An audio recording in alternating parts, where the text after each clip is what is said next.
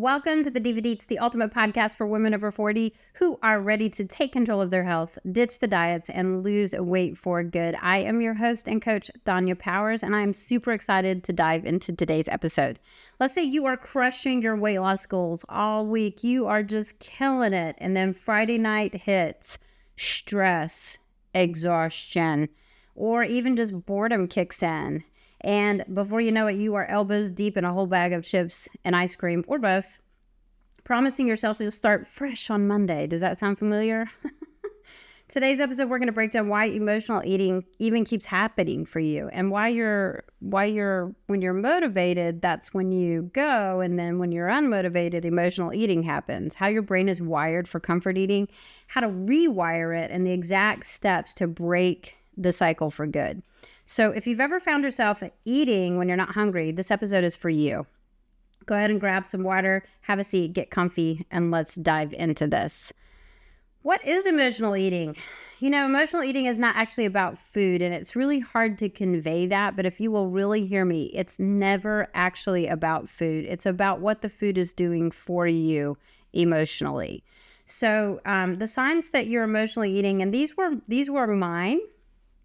So you may have different signs that are kind of along the same threads, but eating when you're stressed or bored, really bored. Let me tell you why bored for me, because it makes me feel productive. I have ADHD and I like to be busy, and it makes me feel productive to eat.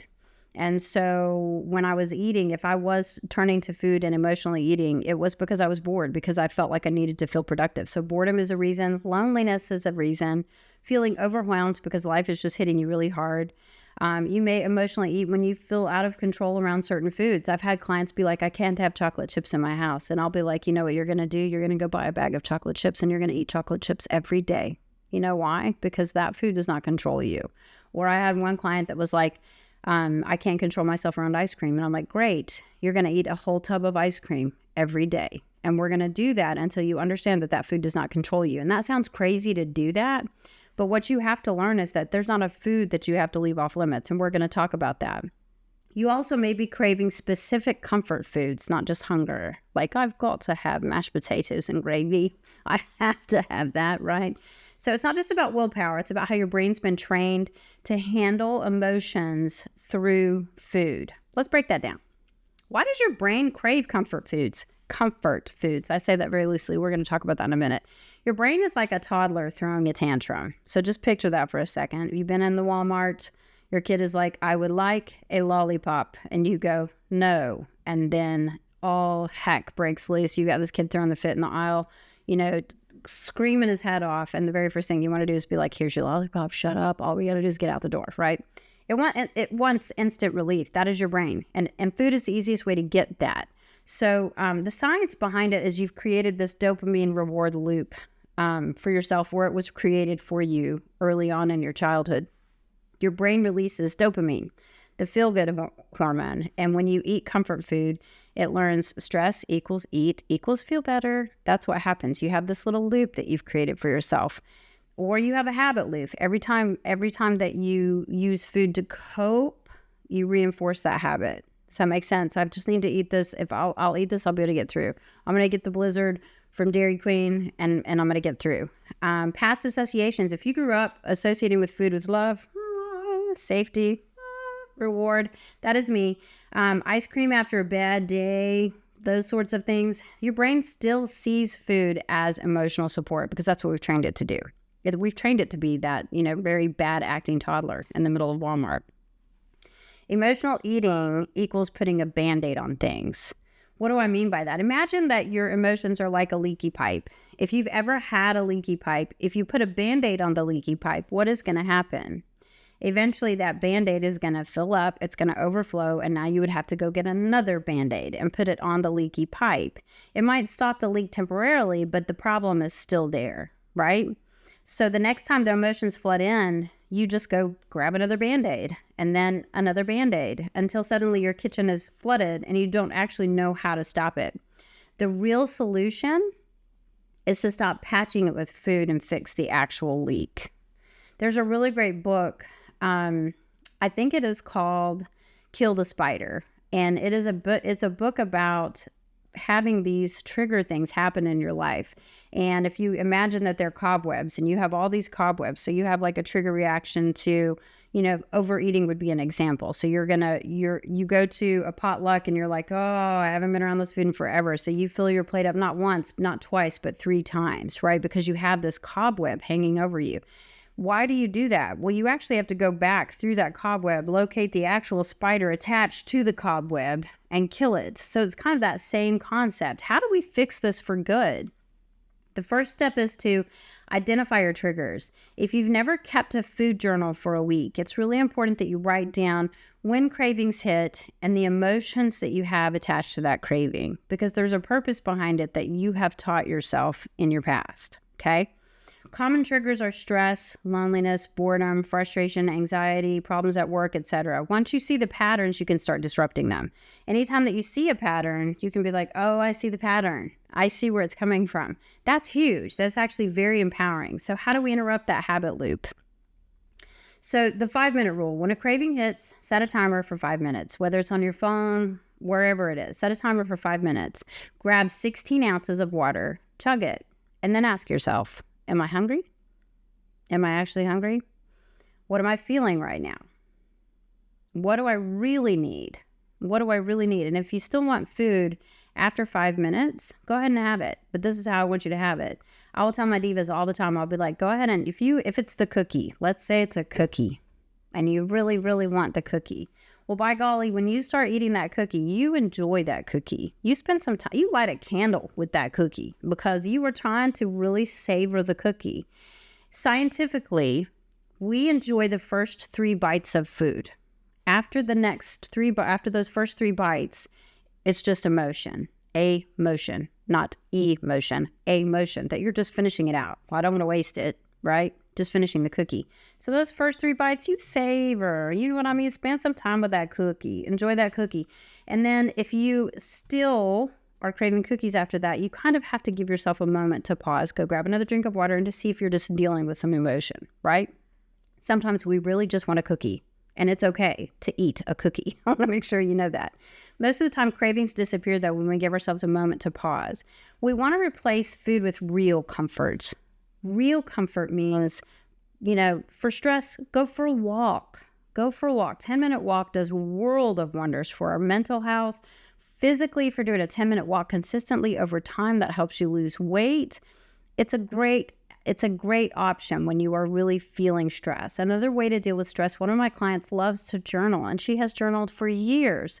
And when she feels stressed, she writes it down in her journal. My coach journals every single morning because he deals with emotional eating. You can also do deep breathing. If you have a hard time sitting still, deep breathing may actually be a really good answer for you because it helps you to be productive while you're being still. And there's a lot of really awesome deep breathing Spotify channels. There's deep breathing YouTube channels. You can always reach out and ask me what I do. I like to box breathe, and then I do a 7-8-4 pattern. If you've done deep breathing, you know what that is. If you haven't, you're like, I have no idea what she's talking about. It sounds like math. It's not, I promise. But for boredom, find a non-food reward. Maybe you like to read. Maybe listening to music is your jam. Maybe dancing is your jam. Maybe walking the dog is your favorite thing. I hate walking my dog, but I love my dog. But walking my dog, she always yanks my arm. It's just such a pain. Like, I'm so stressed out by the time she barks at the people. I'm like, this is not worth the stress, walking my dog. But for boredom, find something that doesn't have anything to do with food to reward yourself. For anxiety, go find a human. If you don't find a human, you're going to probably stay in anxiety. You either need a hug, which is actual comfort, or you just need somebody to listen to what's causing. Sometimes I don't know why I'm upset until I talk about it. I call myself an external verbalizer. Until it comes out of my mouth, I don't even know why I'm upset. And so sometimes I just need to talk to somebody. And that's not always my husband. Husbands are fix-its. And so they don't, he's always going to be like, do you want me to fix this? And it's like, no. So we have this conversation of, do you need to be heard or do you need me to fix this for you? And then I'm just like, no, I want to be heard. And I just get everything out. And sometimes it's, the best thing for me because I'll be like, oh, now I know why I'm upset. You can also just kind of practice some mindfulness, do some meditation, do some breathing. Like I said, Spotify, YouTube, they all have some really great options. You can listen to a podcast. I know a great one. Food might be easy, but it's not solving the problem. If you are always buying that kind of food and keeping it in your house as well, if you know if that's what you're turning to, as you are learning and growing and learning how to overcome emotional eating, don't keep stuff in your house that you know you're going to turn to. Not because you can't have it, not because you can't have cookies, but it's because you are learning how to be okay with yourself. You're learning how to be still with yourself. And if you always have access to what is your drug and your addiction, then you are always going to turn to it. So try to pull it away to clear the space, to clear your mind. Food is easy, but it's not solving a problem. Find what helps you feel better that has nothing to do with food instead of just numbing it out. Using food to deal with emotions is the same thing as somebody snorting cocaine to deal with emotions. It's the same thing as somebody drinking alcohol. It's a numbing. They are numbing out pain and they're trying to escape. And so with each person, that is a little bit different. And so don't make food off limits, but give yourself a break. If you are having problems with it, give yourself a break from it. Put all kinds of nutritious food on hand. Okay, let's say you normally would go for the whole pack of Oreos. If you have a bag of broccoli, you'll only eat a certain amount of it. It's not going to be the same. You'd have to eat 50 pounds of broccoli to hit the same calorie intake anyways, but you're only going to eat a certain amount of it. So it does help you to have those foods there. But if you are restricting 100% all of the time and being like, you can never have cookies again, you are going to create more emotional eating because you're going to be like, now I feel like I'm being naughty. That's not what we're trying to do. There's no bad food. It's a matter of, are you using it as an emotional numbing, like an addiction, like a drug, or are you using food to nourish your body and fuel your body? And you have to start looking at it like that. Also, when I say eat the cookie, enjoy the cookie, spend some time with the cookie, light a candle with the cookie, you have to give yourself permission to enjoy food without guilt. But that's not I'm going to eat all of these cookies because if I hurry up and eat these today, they won't be here to tempt me tomorrow. Am I the only person that's done that, or is that just me? So focus on adding in nourishing food instead of restricting. So if you need to eat cookies, there's great cookies that are pretty healthy out there. You know what I mean? You could actually pull cookies back in. If chocolate is your jam, I never take away chocolate from Divas. I always program chocolate on their plan because chocolate is the bomb, and I think it's super important to have in your world if you like chocolate. I try not to take away anything. The only thing that we restrict a little, and this is just kind of a rabbit trail, is alcohol. And the only reason that we do that, and I try to get people to just, not completely quit alcohol, but stay away from it as much as you can while you're in the weight loss process, is because the very second that you take a drink of alcohol, the body recognizes that as a toxin, and it will stop every other process to get that out of your system. So it will not let you lose weight anymore. It's going to get the poison out first because it's a machine. It's a survival machine. And so that's the only reason I tell people not to drink, because people are like, oh, the empty calories. No, your body thinks it's poison, and it can't help you lose weight if you always drink alcohol. Does that make sense? So if you're a glass of wine a day gal, you have to stop that for a little while. Probably permanently, because you're going to feel so much better not drinking alcohol every single day. But do I tell people they can't drink? No, I don't do that. That's stupid. Even I will have a drink occasionally. I'm not going to tell you that I don't. So if we have all of these things in place, you will start noticing that you are feeling more free. So make sure that you are identifying your triggers. Make sure that you are interrupting the habit loop. So, once you recognize the pattern, interrupt it. How can I change this? Why am I feeling it? What am I doing? All those different things. How can I make this, but have it consciously be in my world, not something I'm numbing things out of it. Replace food with real comfort, and make sure that you don't make any food completely off limits. That way you don't have all of these diet-minded restrictions that are toxic holding you down, and you can be free with your food. If this episode hit home for you and you've been stuck in an emotional eating cycle, let's tackle this together. Let's fix it together. DM me on Instagram the word freedom, and I'll know that you watched this episode. You can find me at Danya Powers EC on Instagram. You can find me at Danya Powers EC on TikTok. You can find me at Danya Powers on Facebook, and you can find me at Danya Powers in Empowered Coaching on YouTube. I would love to help you break through this emotional eating cycle. It is something that we cover every single month with the Divas, and you can join my free Facebook group for support. It is on my Facebook page, Danya Powers. It's the very first link on the way down. It's the Empowered Divas free group. You can also share this episode with a friend that might need to hear this message.